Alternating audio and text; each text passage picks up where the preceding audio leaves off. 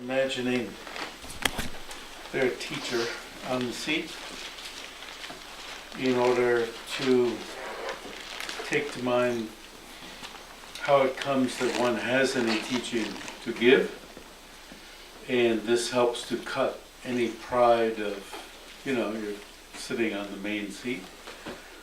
I don't know if it is the nicest seat here.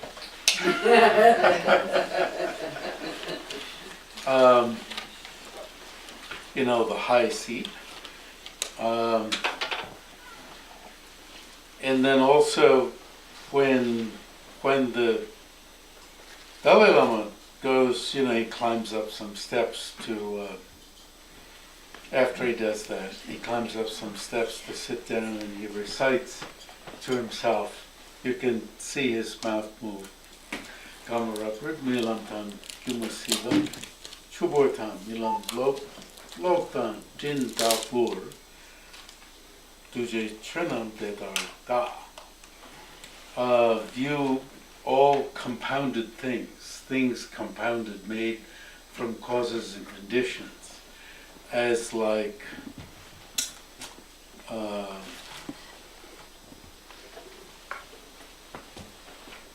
a magician's illusions that can just disappear.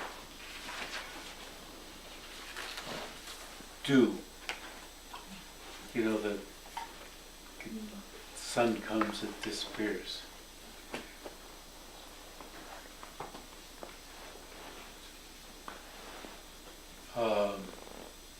Water bubbles.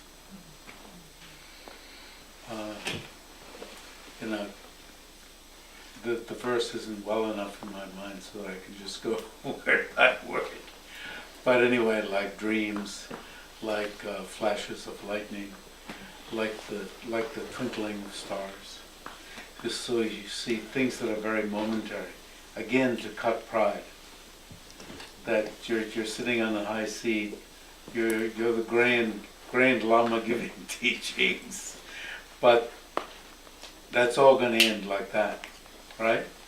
So then I just did this, and then the other thing he does is, and if you watch, he goes like this. Nobody hears it. He goes like so, and you see how quickly that sound disappears. That's how quickly you're going to be getting down from that seat. And they're going to whisk me off to the airport. So, don't get excited by the fact that people are looking up to you, so to speak, right?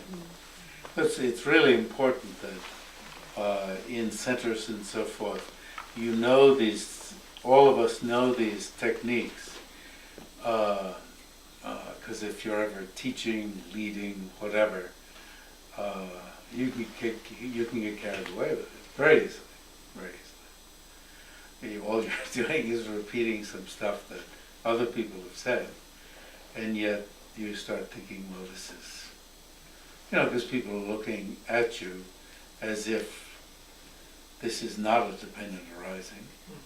This is inherent in Jeffrey Hopkins. And, maybe they look that way, or maybe they don't, or you start thinking about it yourself as if, well, I was always like this.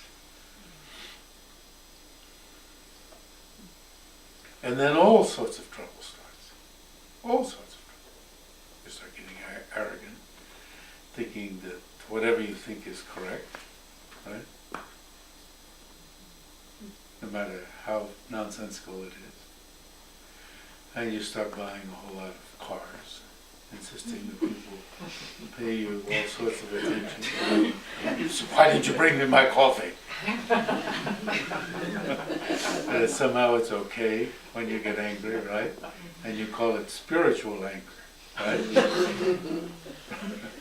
And then you have spiritual lust, and you gather around you, all sorts of acolytes who also gather around and in your bed, right?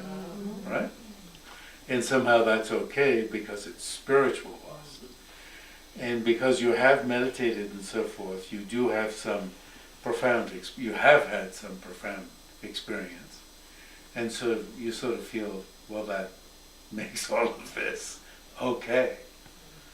And one thing I've learned is that you can have some profound experience and still be, outside of that, a jerk.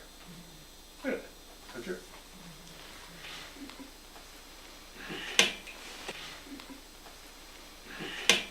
Said I should write my biography, and if I ever do, that'll be the purpose of it, to show that you can have some truly profound experiences and still, outside of it, be a real jerk, make some real mistakes, and therefore should have a sense of humor.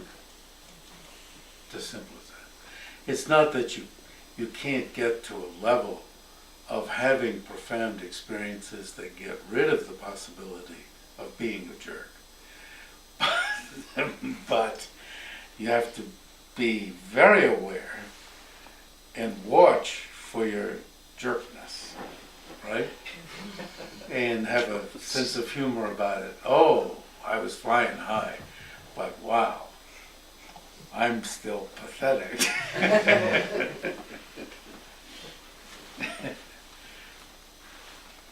And, just laugh about it. And, not worry too terribly about it. Have a good laugh about it. And quit pretending.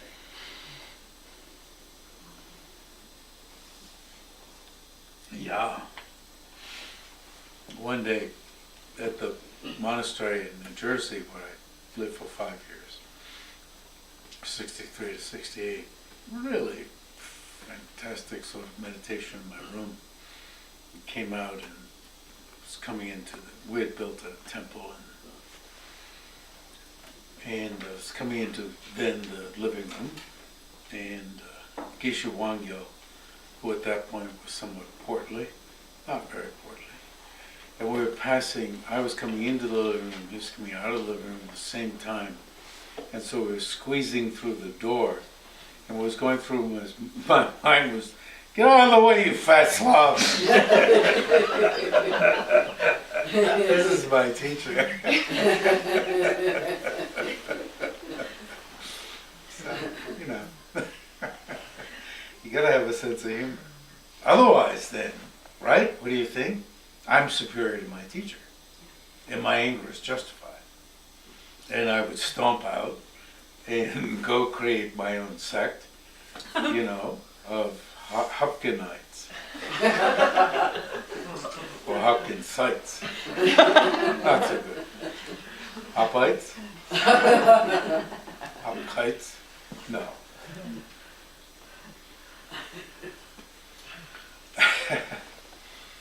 Or just laugh and stay. So,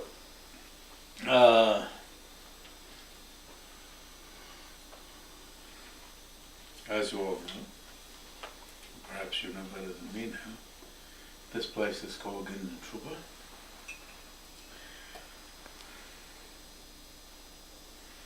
And as this book, Advice on Dying, nowadays called Mind of Clear Light, although now we've decided that the original title was better.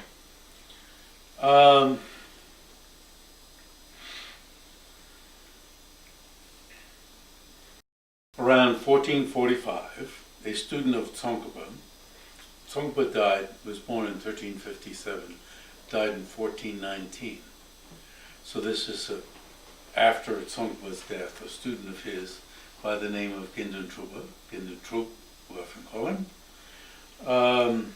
built a large monastery called Drashilumbo, west of Lhasa, in Shikadze. Huge monastery. I don't know, when we think of, and notice this, when we think of Drashilumbo, it's huge. Notice what I did with my hand. So this is part of your car, this property. What am I doing with my hand? There's something that stretches from this end way over to the cabin, right? what is this thing that stretches from there? And then Drashilumbo, I've been there, and I'm not quite clear on it, but I have some memory of it, right? And so I'm not quite clear at the building at this end, that, but huge. Now, I don't know what part, a little smaller, right? What part of it he built, right? Okay, anyway. Called Drashilumbo, Mount Luck in Shigatse. Ginnin Troop retroactively came to be called the first Dalai Lama. So he was the first Dalai Lama, but not during his life. Not even during the life of the second Dalai Lama. But even the second Dalai Lama was not the Dalai Lama during the life of the second Dalai Lama, okay? This is like if somebody decided, in my third incarnation to call Jeffrey Hopkins something or other, right? Then I would be something or other Lama. So, he wasn't the Dalai Lama during his life. He wasn't even the Dalai Lama during his next life. During the one after that, he then became the Dalai Lama. Okay? So it's good to keep that straight. Ginnin Trungpa was the first Dalai Lama. Eventually. Retroactively. Posthumously. Interesting. That's came to be called the first Dalai Lama when the third incarnation in his line, Sonam Gyatso, 1543 to 1588, received the name Dalai, a Mongolian translation of Gyatso. So the current Dalai Lama is Tenzin Gyatso. Gyatso in Tibetan is a translation of Dalai, the Mongolian. Dalai means ocean. And actually, Sonam Gyatso. Okay, ocean. From his Mongolian patron and follower, Altan Khan. You see. Mongolian influence all the way there. Now, Ginnin Troop got to be called Panchen. Now, he's not the first Panchen Lama, okay? Just get that straight. He got to be called Panchen. Now, what does Panchen means? Chen means big. Ben is for Pandita. Pandita means scholar. How does Ben come to mean scholar? Because in Pandita, Ben comes from punch, the P-A-N part of it. It means 5. It means somebody who has skill with the 5 branches of knowledge.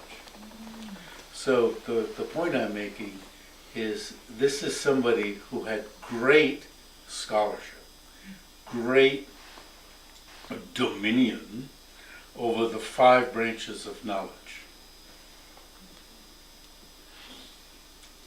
Thus, he was named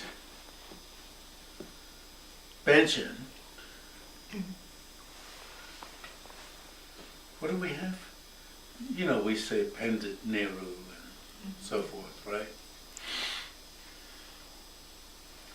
There was a great scholar during that period, Podong Chole Namgyal.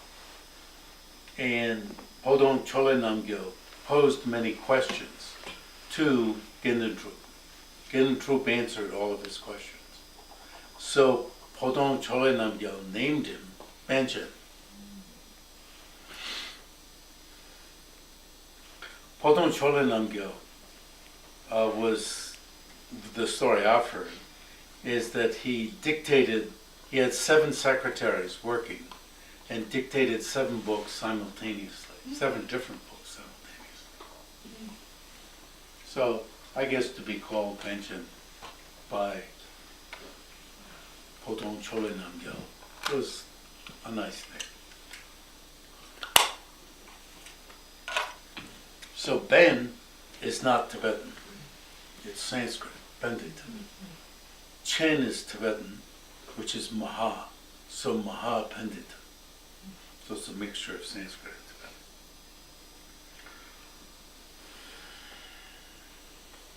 Which I just read. So he built Dashilumbo. And so he became abbot of it. And the successive abbots who were elected and served terms were called Benchen. Makes sense.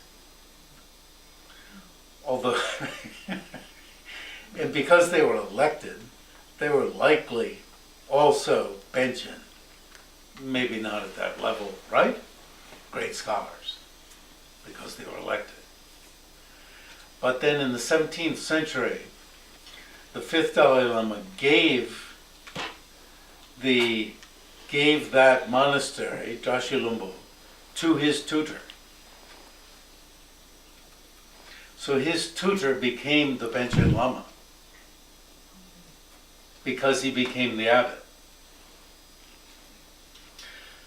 So this is not elected.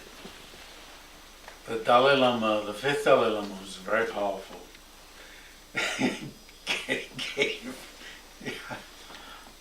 You wonder what kind of disturbance this created, or not. I don't know, maybe they were happy. I can't make it up that way.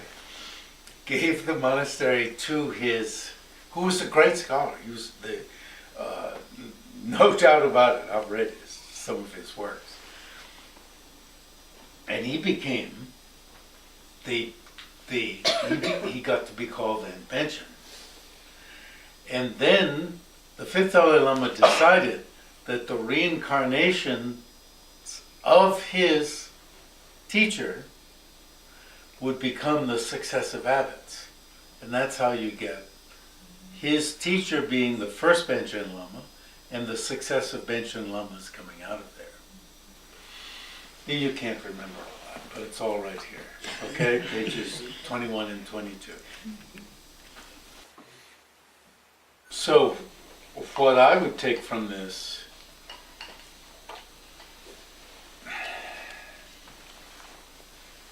there is some significance that his third incarnation, recognized incarnation, you can either call it the third or the second, but the third in that line, got to be called the Dalai Lama. There's some significance to that. But the tremendous significance is that this person, after whom the center is named, was a great scholar, skilled in the 5 topics of knowledge. So what are the 5 topics of knowledge? Grammar, which means Sanskrit, and that means how words are formed and so forth, like Panini, although the Buddhists didn't use, at least in the works that I've seen, they didn't use Panini, they used other grammarians.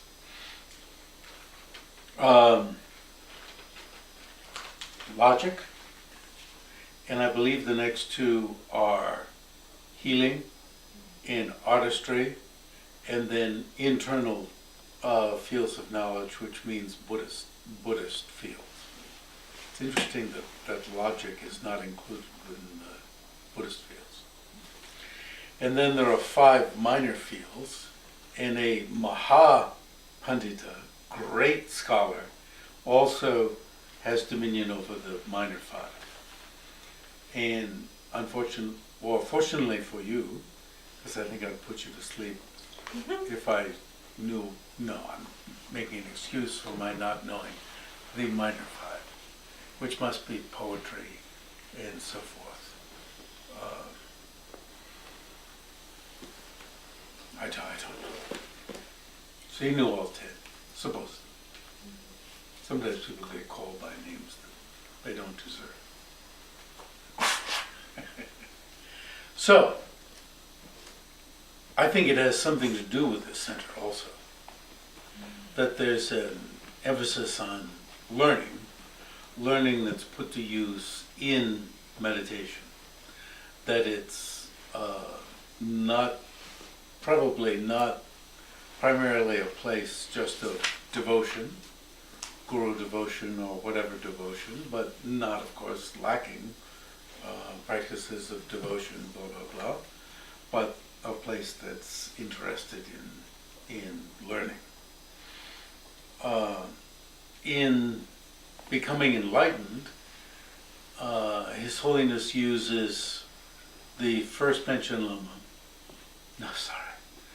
he uses Gendadru as an example of a great scholar practitioner who took on great projects. Who didn't just decide, well, everything's impermanent, I could die at any time, and therefore I'll just stay in meditation. He built Dashilumbo Monastery.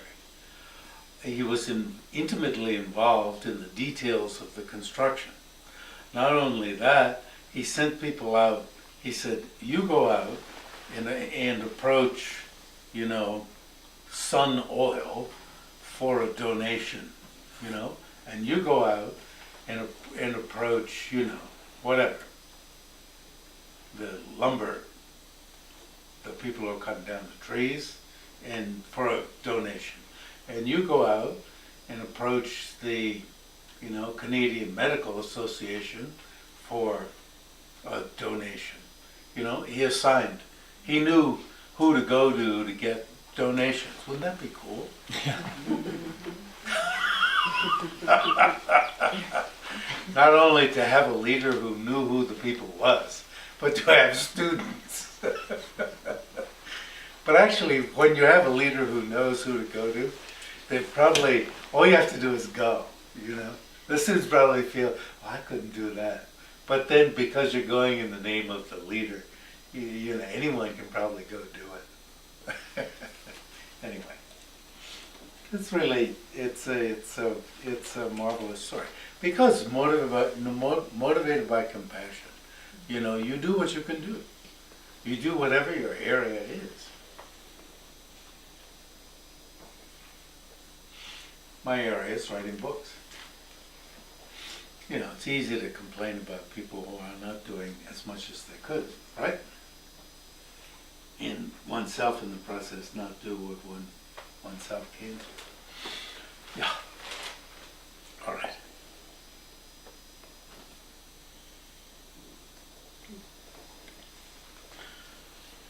So, do things exist the way they appear? What are the signs that they don't exist the way they appear? One of the signs is because of being a dependent arising. Does the fact that something is a dependent arising have impact against the way something appears?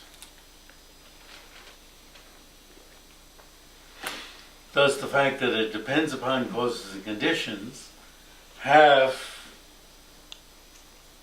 impact against the way, watch my hand, the way something appears, right? This land that stretches from, well, I don't know where it stretches from.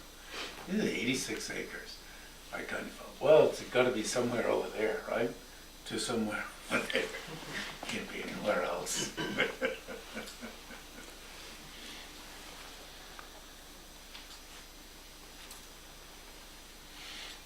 Is there any such thing? Oh, this is falling all over the place.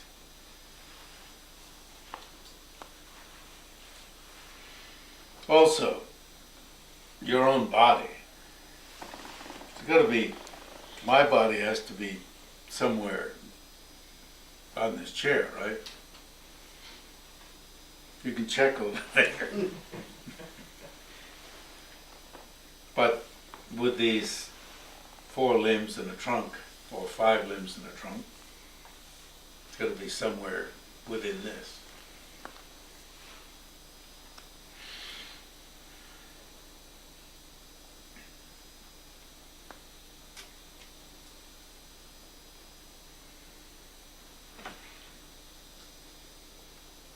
So does dependent arising, the fact that my body arises independent upon causes and conditions, does this have any impact against how it appears?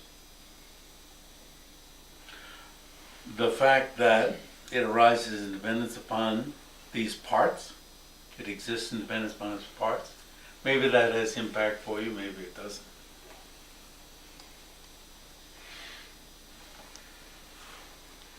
Okay, another type of reasoning, basis designation, object designated. This very nice rug that I want to take home with me, if I say it enough times, you'll be thinking, geez, he's really attached to this. You see, I've chosen the rug because it's obvious they're not going to give it to me. Nagarjuna lists, I don't know how many, I think it's something like, it's even 51, 55. In his Precious Garland, he has, it's a 51 or 55 problematic, well, whatever. One of them is kasa. Kasa is praising something in order to get it. Now, I'm being much more gross than that. I'm just saying I want to take it home. I not want to take it home. All right? But this morning with the tea, I said, oh, I'm copying this down because, I want to buy it. But that was my way of saying, hey, you could give this to me. I was thinking later in my room, I could have copied this down, I was looking at it last night. I stole down at 12 o'clock because I had a hard time sleeping, so I wanted to fill my stomach. And I was looking at it real closely. I couldn't find I didn't have something to write on or with. And I was just stuffing myself with bread. Right? You might have wondered where all that. I didn't hear you. Oh, yeah. And I couldn't remember it by the time I got back upstairs. But when I came downstairs, I had the piece of paper and I got a pen, but I didn't have to say, I'm writing this down so I can buy it. That was my cleverness. Kasa.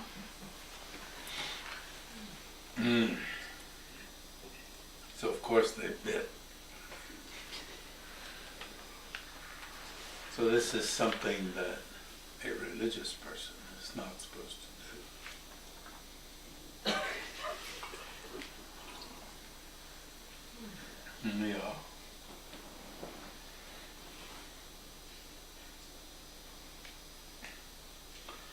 Anyway, so what was I saying? We're talking about the rug. We're talking about arising, existing independence upon? No. The object designated, the base of designation and the object designated. So,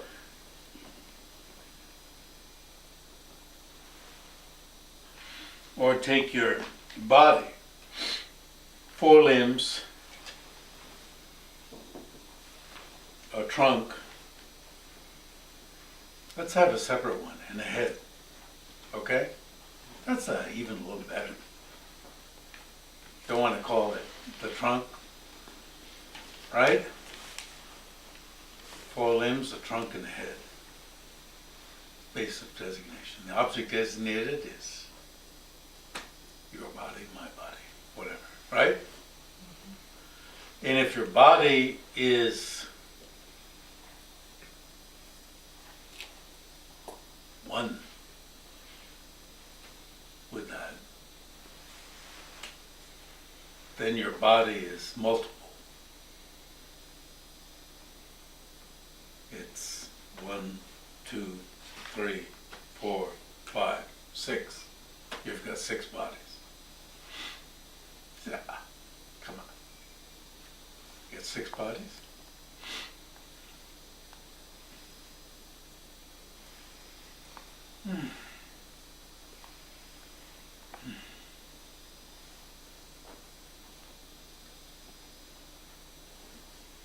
Everybody turns off.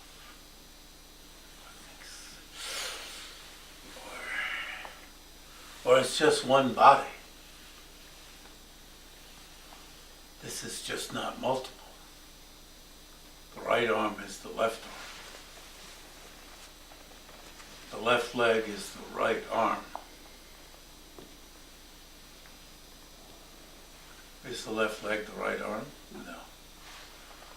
Is the right arm the head? No. These are things kids are concerned with. Some kids. Of course I was. That's why I'm still concerned with this. My mother couldn't shut me up.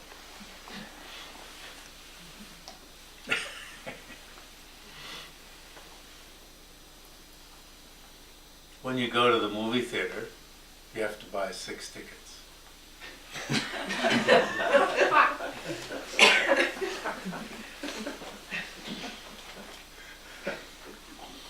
It's a real pain in the airplane. 6 tickets, jeez. Did you get 6 for me for today? It's not a very big plane.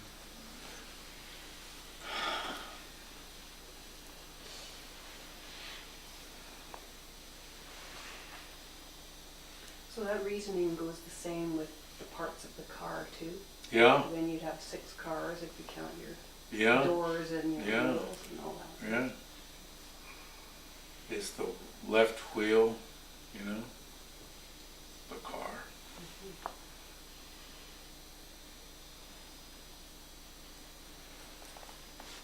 Otherwise, since the car is one, all of these bases of designation will just have to collapse into some vague mass, which is impossible.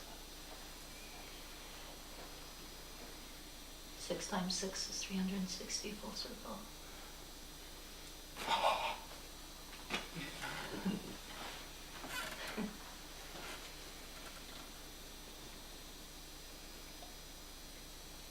So,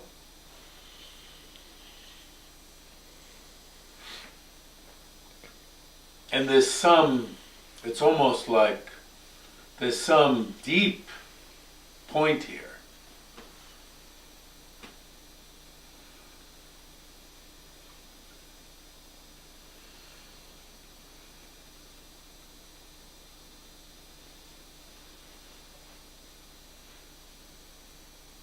So you can see that somehow this works in with dependent arising, set up in dependence upon the parts. But even my hand, I've got something over here that's set up in dependence upon the parts, right? This thing over here, sort of as if it was separate. But if you cleared away, if it was separate, if you cleared away the parts, is there any car? If you clear away the, you know, from my imagination, I clear away my 2 legs, clear away my 2 arms. You can do it, right? Clear away my trunk, clear away my head. Oh, don't want to do that. Oh, go ahead. Clear away my head, clear away my neck. The neck wanted to stay. Clear away my neck. You know, all sorts of weird things start happening, right? Where's the body?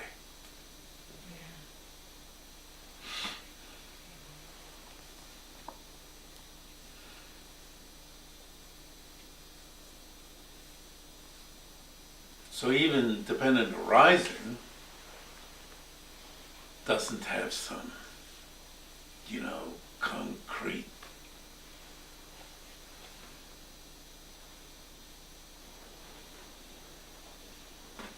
There's a Tibetan word, tok tok. It's like concrete, tok tok.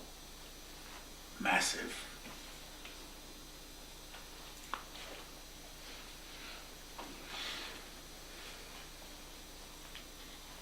You know, when you start looking at it this way, you start thinking, oh, well, there isn't any body at all.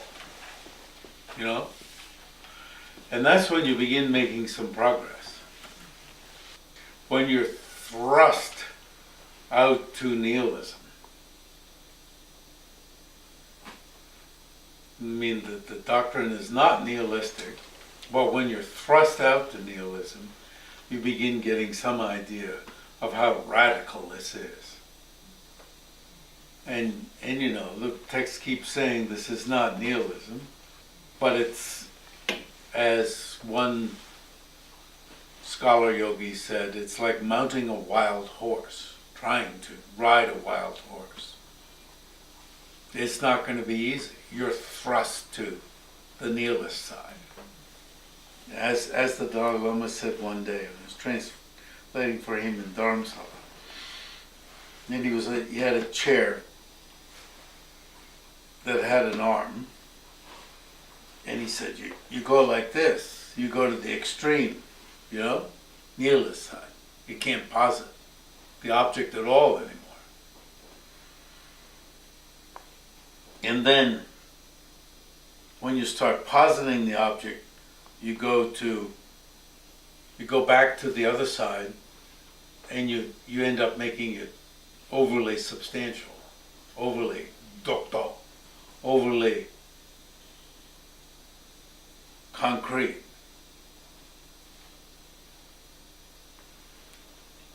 And then, you know, and he says it's like this, and you keep going. You know, it's not easy. You know, we may want somehow to get the, even if we got the words, it's just a dependent arising set up, independence upon, blah, blah, blah.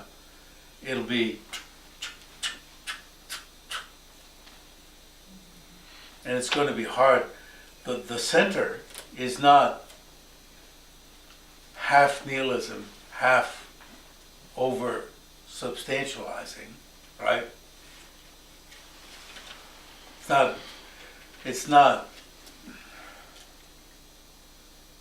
because these two extremes of inherent existence is over on this side today, right? Yes. Simply doesn't exist. So you can't take half of that. Total non-existence of the object, that doesn't exist either. That's completely wrong. The center is not some like fine point.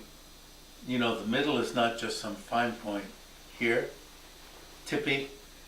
Actually, it's, when you get there, it's reality. You know, it's not like, you know, we talk about the extreme of nihilism, the extreme of over substantializing things. And it's true, there are chasms. There are chasms in the sense that when you fall to them, you get into trouble. And it's sort of as if the center is this, well, we're on a plateau here, on the plateau in the middle, and you got to keep from these extremes. And that's true to a certain extent. However, when you get to the center, there are no chasms. There are no chasms. It's reality. But in the state we're in, it's like this, you know, and hopefully the jumps won't be as far, but sometimes they get farther.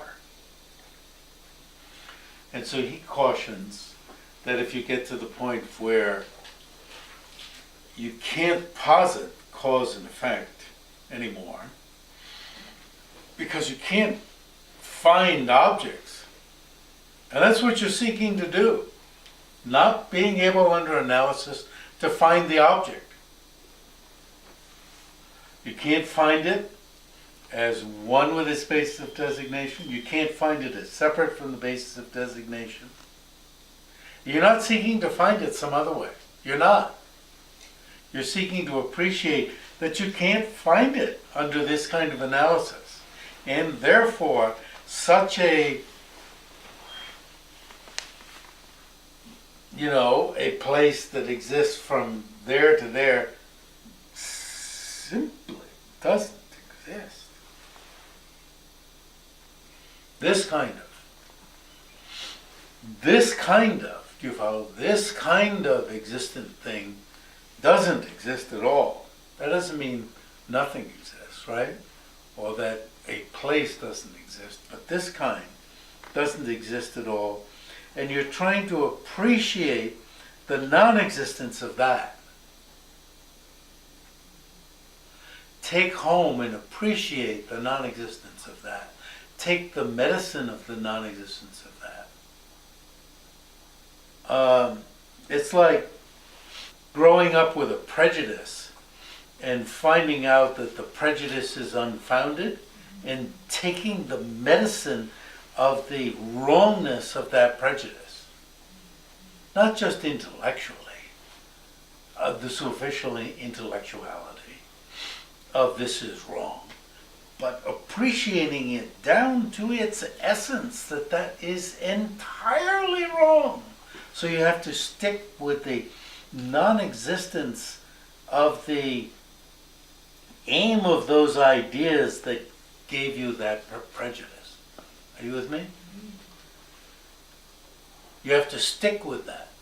If it's a deep-seated prejudice, you have to stick with it. Otherwise, if you go immediately to something positive, this is apt to whiplash back to you. So you have to appreciate the absence. That's appreciating emptiness. Appreciating the absence of the thing of the mode of existence of the thing that you originally thought existed that way. You're not immediately trying to figure out how it does exist.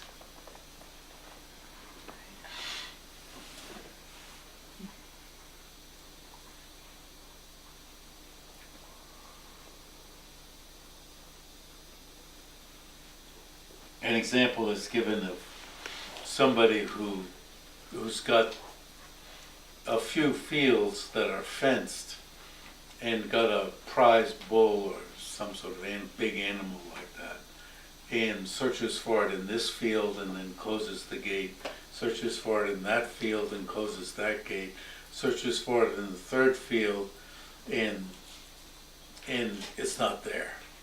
And that person's impressed with the absence of the prize bull. Of course, the prize bull is somewhere else. But you're just impressed with the absence of the prize bull in those three places.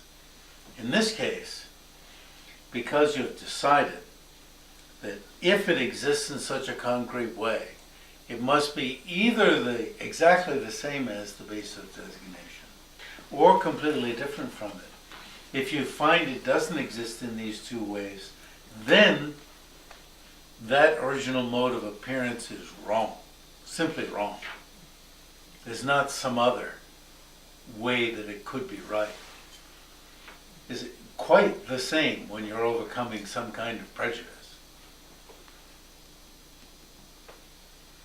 For instance, it's a common example, but went with I think it's 1975 with a Tibetan doctor to the UVA medical school, and they have quite a jovial time. This is noontime. They have a convocation where the staff meet in huge hall, and the doctor came in with a pail, and he had a heart in the pail. It's this huge heart. And I don't know, he's carrying on, talking about how large the heart was and blah, blah, blah, and so forth. And revealed in time that it was the heart of a cow. It was all ha, ha, ha, ha, and so forth. That sort of set the atmosphere. And then later on, there were some slides of a smoker. And it showed tissue, and the tissue was totally black. And it was really impressive. It's really striking, you could say. And then he said, and this is, this is a human. There's no joke to it. But I was just setting the atmosphere. And, it's cordial. He said, and this is heart tissue. Totally black. And I was like, it really got, you see, way down deep inside, even though I didn't smoke. It's how do you get down deep inside? How do you reverse error down deep inside? How do you reverse ascent to how things appear? So it takes meditation. It takes this step of whatever, we called it a year, but a period of time being able to catch how things appear. Then the second period of time was, what was the second period of time?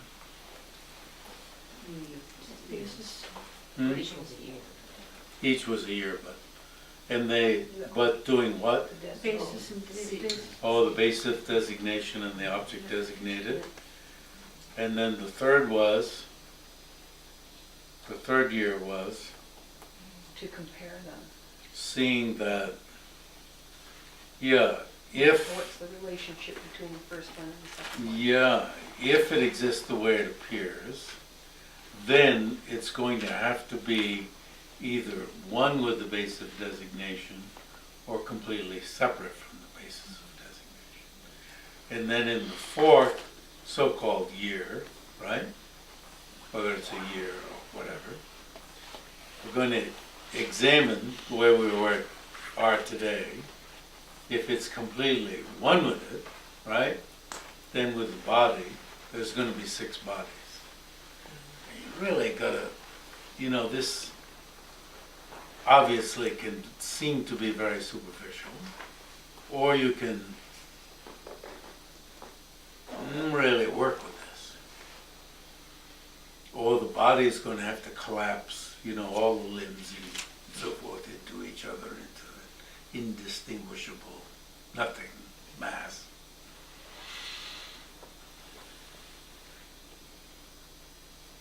And that's going to have an impact.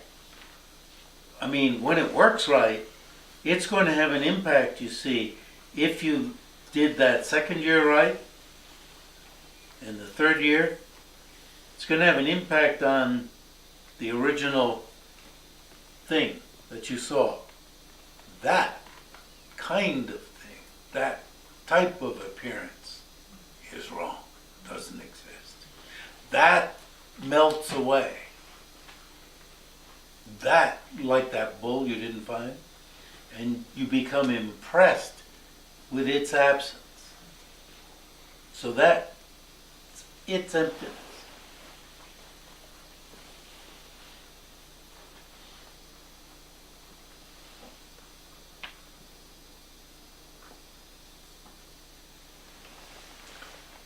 And you want to, as I'm saying, you want to stay with that so that you're impressed with it. Then, to take that medicine,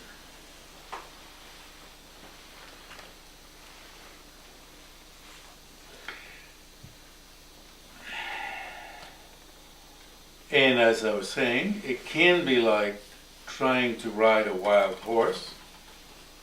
Because it can seem, because this is the type of object you believed in all along, it can seem like there's nothing. There's nothing at all. And however, when you, again, you don't have to leave meditation. When you take objects to mind, you can see that they appear to exist from their own side. But now you know they don't. So, like a magician's illusion, they appear one way, but exist another way. So the magician's illusion example in India, it's said that a magician would take a stone, pebble, or a stick. I don't know if there are a few pebbles or a few sticks. And apparently there's some sort of salve that's put on them. At least one of my teachers said there is. And then recites, the magician recites a mantra, which affects the eye consciousness of everyone who's present.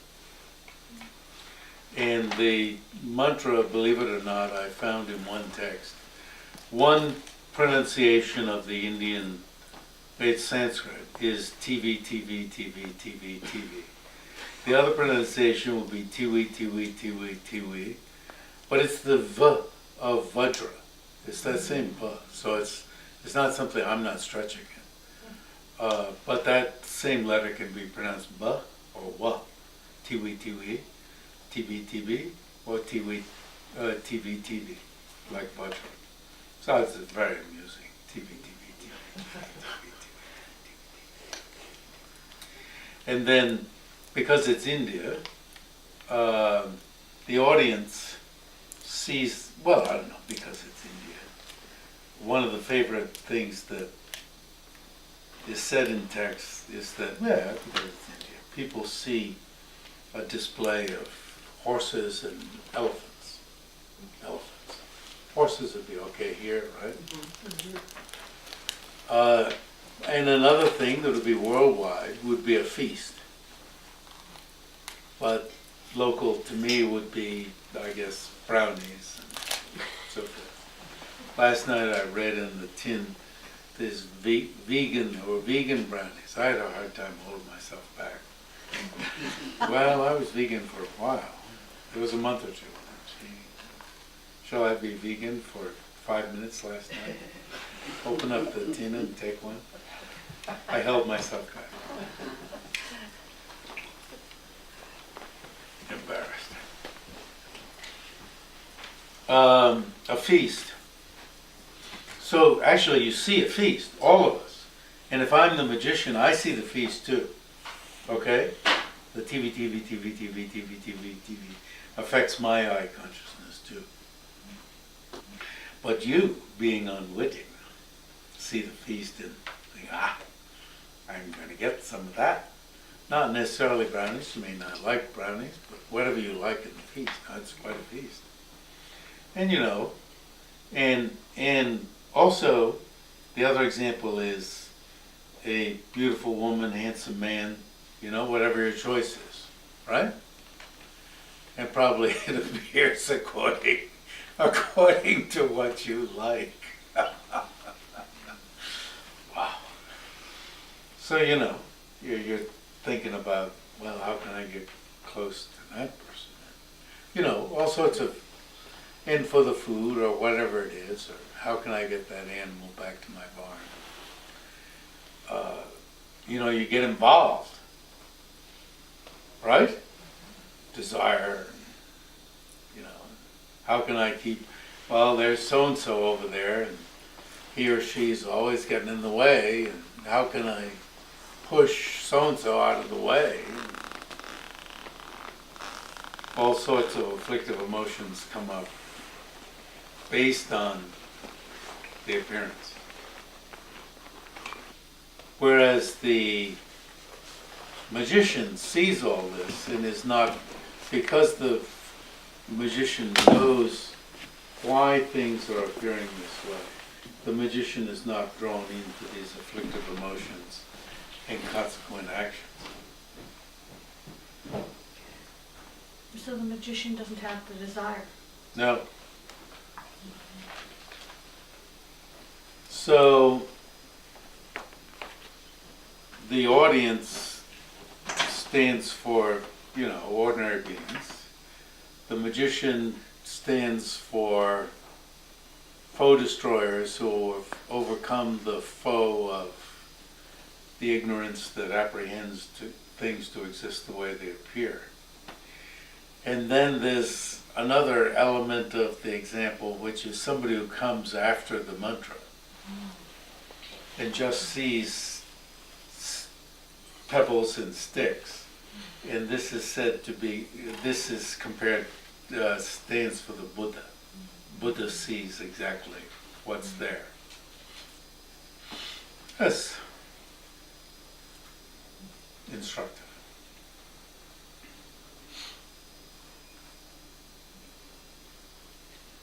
So, in this situation, with somebody who has gained, we're not talking about having overcome the ignorance that ascends to inherent existence, blah, blah, blah.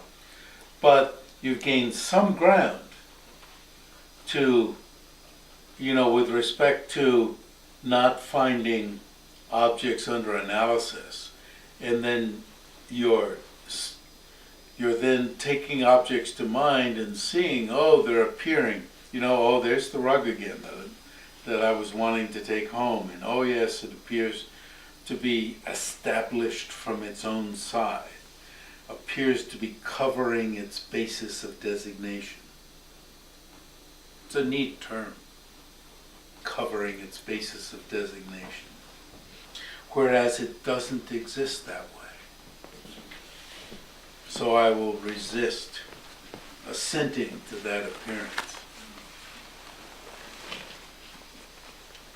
So it's seeing this as like a magician's illusion. Now, like a magician's illusion in that this, appears to be a brownie, but isn't a brownie. That's the illusion. Like an illusion in that this appears to be an inherently existent rug, but isn't an inherently existent rug, but it is a rug. That's how it's different from an illusion. It's not that it isn't a rug, that it can't function as a rug. It can function as a rug. So the point is not that these things cannot perform their respective functions. They can. Unlike this, which can't perform the functions of a brownie.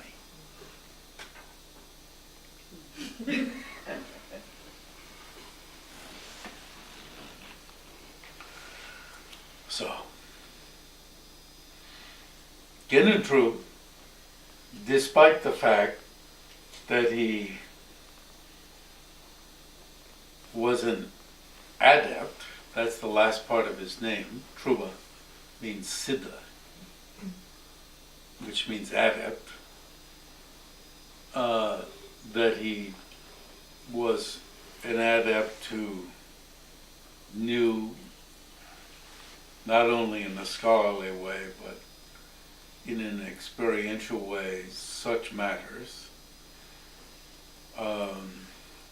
He, out of compassion, acted to help. Why?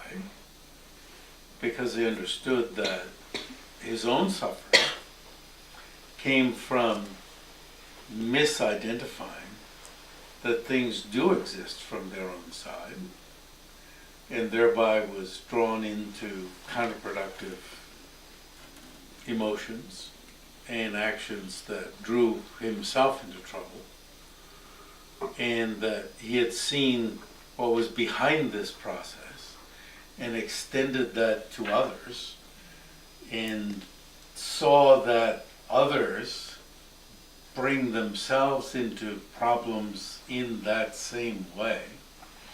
And this instigated even more compassion.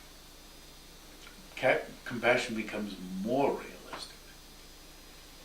And seeing that, wanted to create an institution to further the teachings, in this case of Tsongkhapa, in Shigatse, and built this marvelous institution.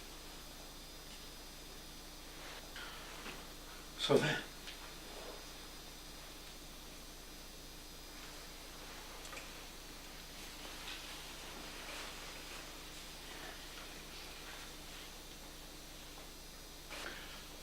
I'm not sure that that answered your question, It does. but it goes a little way. Okay. Good, thank you. Change it. I'll just change it now. So we have 10 minutes.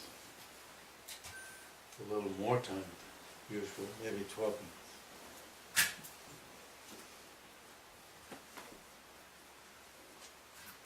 To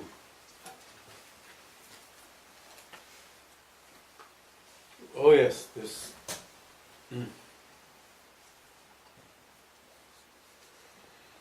just do we have 12 minutes left to sell books?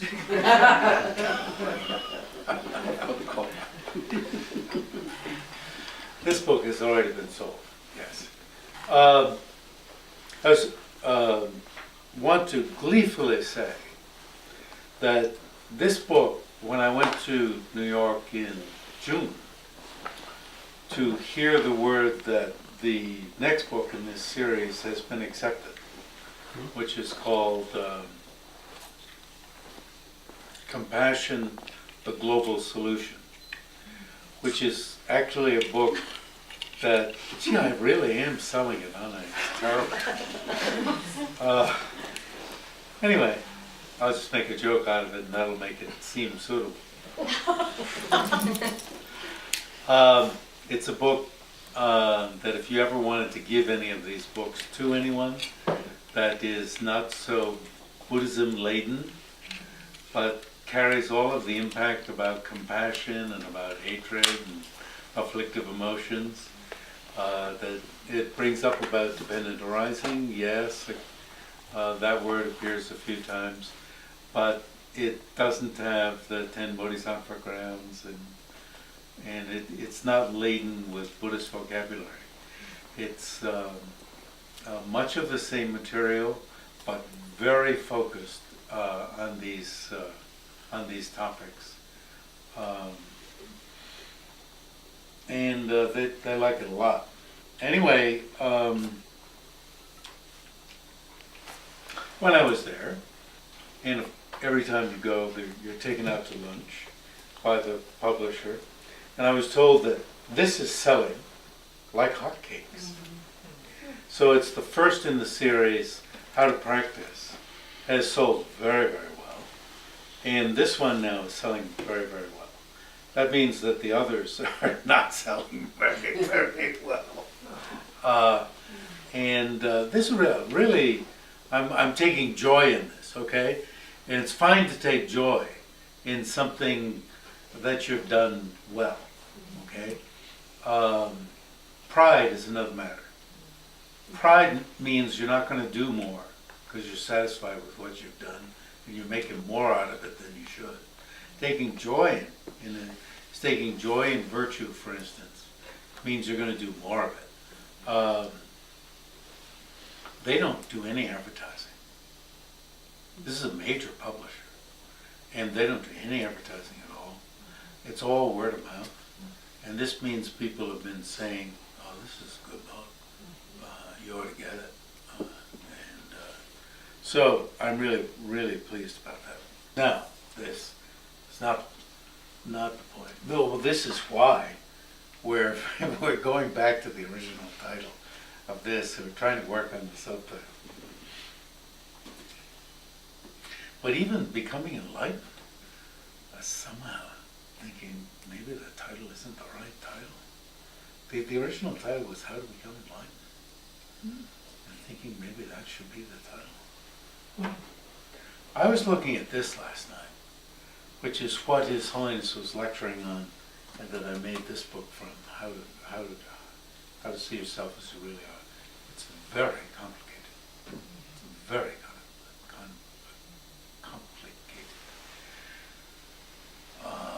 If you do read it, you probably ought to begin from the second chapter, but it's very complicated. What I do suggest is emptiness yoga.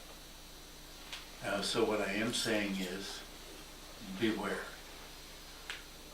This is something you might want to read a paragraph of every now and Maybe I shouldn't say that. No, move it. Oh, that's okay. Got it now. Thank you. Wow. I have to learn how to do this. Yeah, this is good. This, Yeah, this is don't cover perfect. the cut. Thank you. Well, your thumb is in the way. Yeah. I have to learn how Thank to do you. this. But I shouldn't be doing this with the one I'm saying, beware.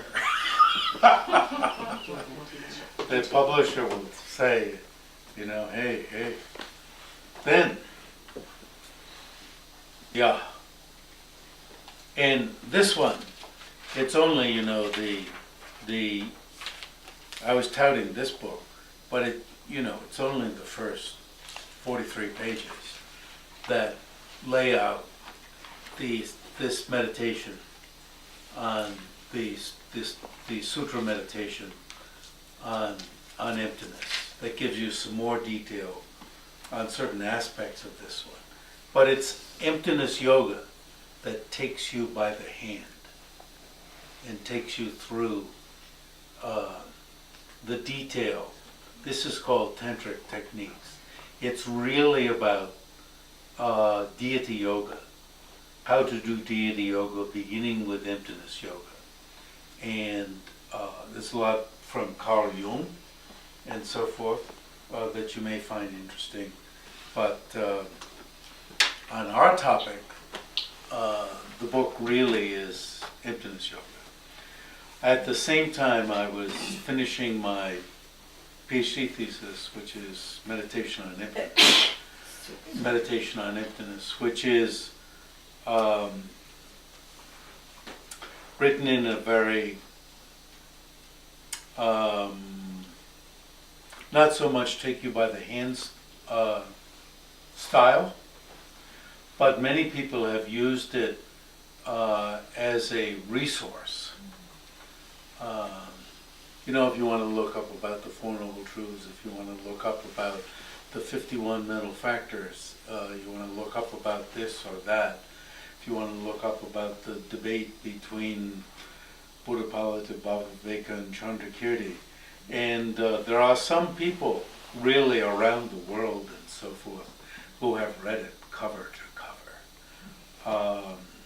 And it was in the communist times in Russia, it was translated underground. But it's not take you by the hand. And you see, at the same time, as I said, I was teaching two students, one of whom was Natalie Hopkins, who was thinking of coming for this, who were graduate students at the University of Wisconsin. As I was finishing meditation on emptiness, I was teaching them orally this other material.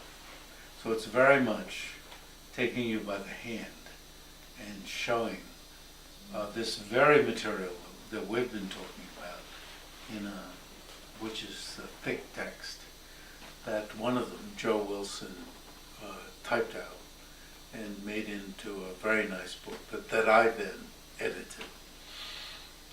And so, if you're interested in pursuing this, I, number one, suggest that book.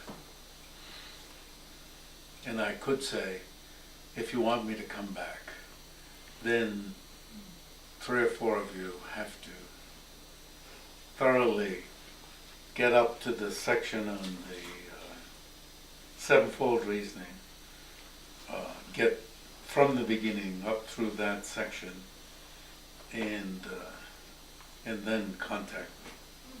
I'll make no promise as I did last time. I'm behind in my promises to go here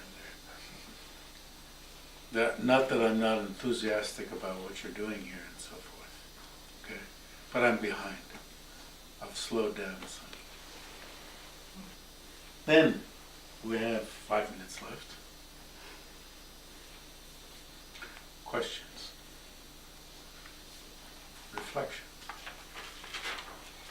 Objections? Benjamin. Benjamin said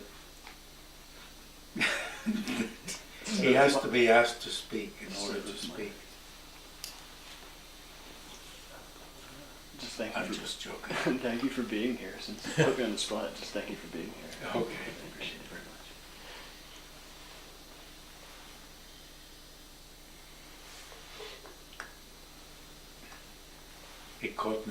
rifling through the kitchen lamp, grabbing food. I couldn't sleep, so grabbing that, what kind of cake was it? The bread, Oh, yeah, the zucchini bread. zucchini bread like this.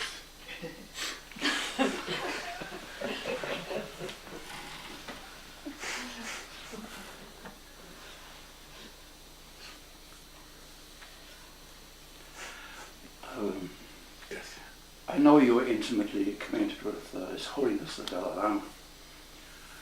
Do you get a sense that he has achieved fully realized the nature of reality, that he has achieved insight, of which impermanence and of course enlightenment components? Is he there where he wants to be? He says he has inklings, Inklings. and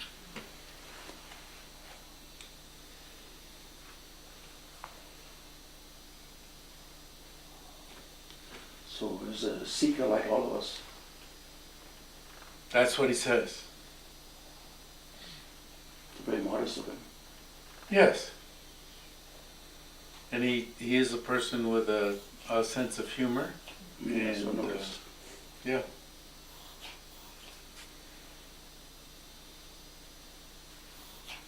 And there are nice stories he tells. He'll say that up until a certain point he didn't have much of a sense of compassion, and at a certain point when he was doing such and such or this or that, or up until a certain point he didn't understand much about emptiness, and then he had a certain breakthrough, and as he tells the story in this text, right, of it was such that it was like lightning coursing in his chest. Not lightning hitting his chest, but coursing in his chest. And that he felt pain even for several days. And he told me that subsequently he met with various teachers and so forth to try to figure out what this was.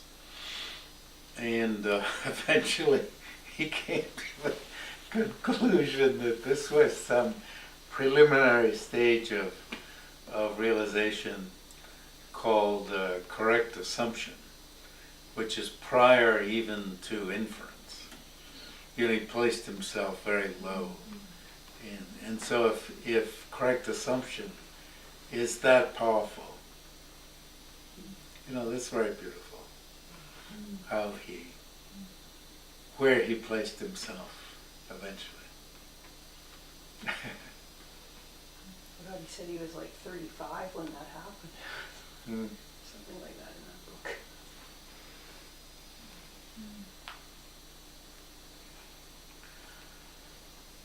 Okay. I'd like to say on behalf of Ken and group, thank you very much, Dr. Hopkins, for coming. And we'll work really hard on making sure that we are ready for the next visit. Thank you for all your work. Thank the Catherine. hosts in the house. Catherine wanted to have. Now, what is it wanted to called? have a 7-point sign of the book. meditation? Oh yeah. Well, not just my book. If anybody didn't get a book signed, Oh, yeah, yesterday, sure. we're gonna have a section Sure. of 7-point meditation.